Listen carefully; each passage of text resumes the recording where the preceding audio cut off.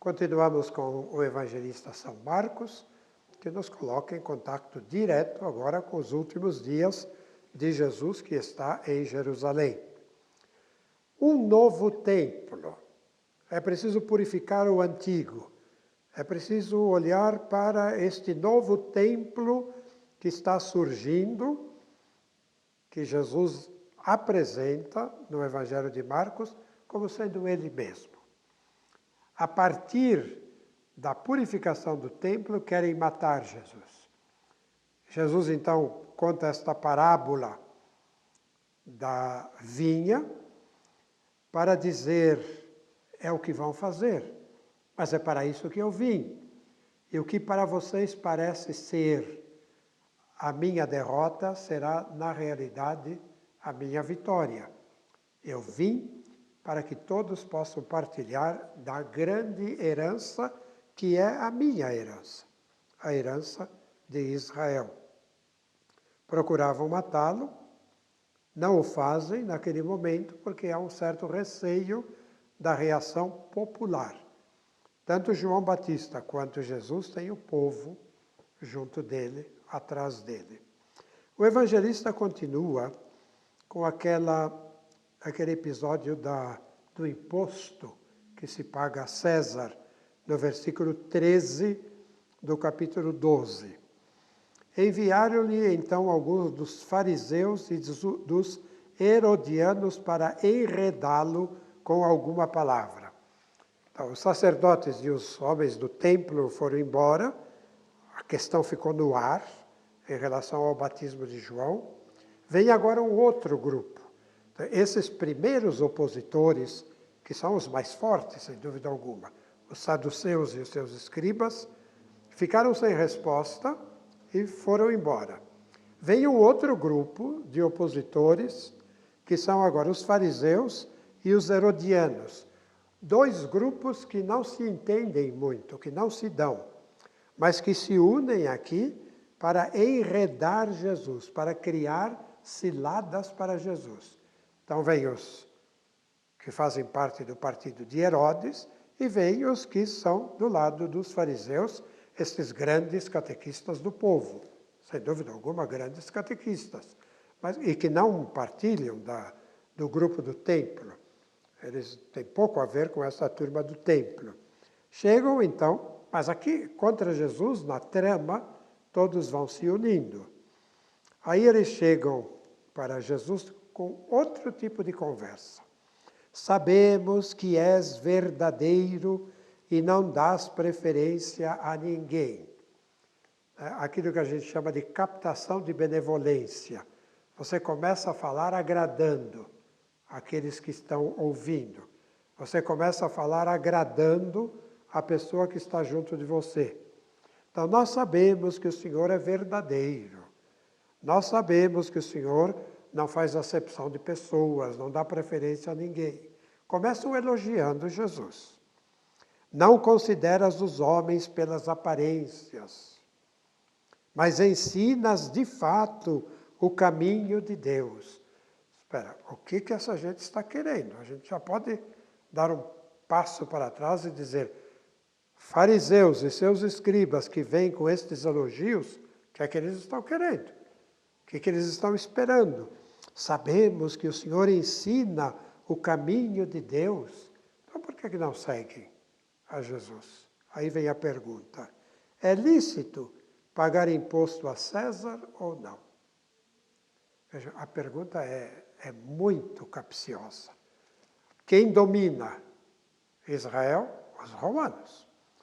Os romanos tiram o imposto pesado do povo.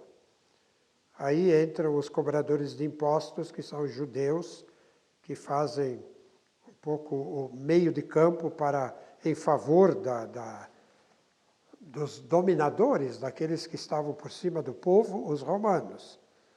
Os judeus não gostavam dos romanos e não gostavam também dos que cobravam impostos. Mateus, por exemplo, era um cobrador de impostos.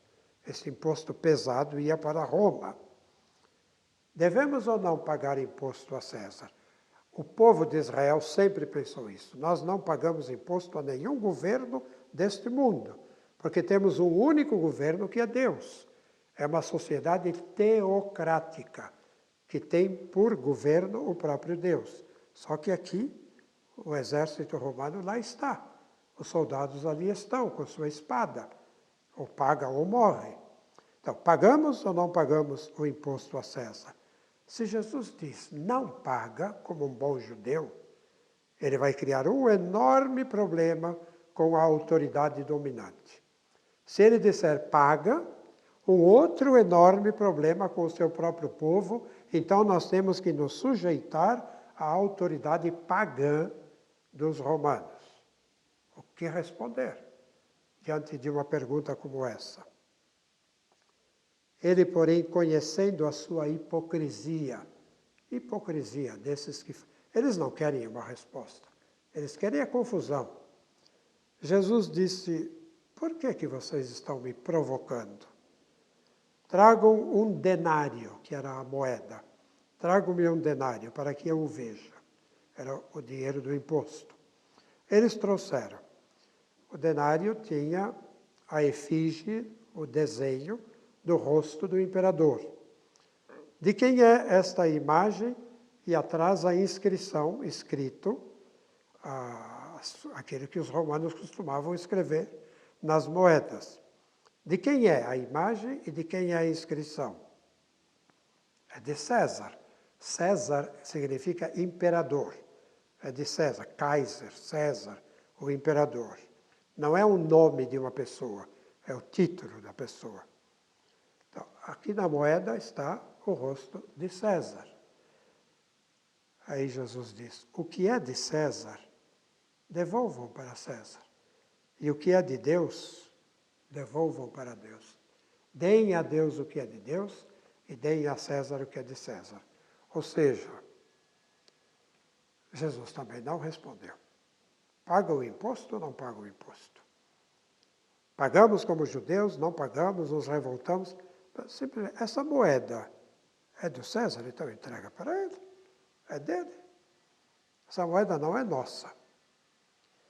Lógico que aí estamos entrando dentro de uma situação muito complicada, que é a situação social na qual vivia o povo de Israel naquele momento. Mas nós podemos também refletir de uma forma tranquila, a partir daquilo que certamente também os judeus pensavam e certamente Jesus pensava. Deem a César o que é de César e deem a Deus o que é de Deus. O que é de Deus? O que é de César? Aquela moeda é de César, então entregue para ele. César, o imperador, tem a moeda na mão. Agora, entreguem a Deus o que é de Deus. O que é de Deus? O Senhor que fez o céu e a terra.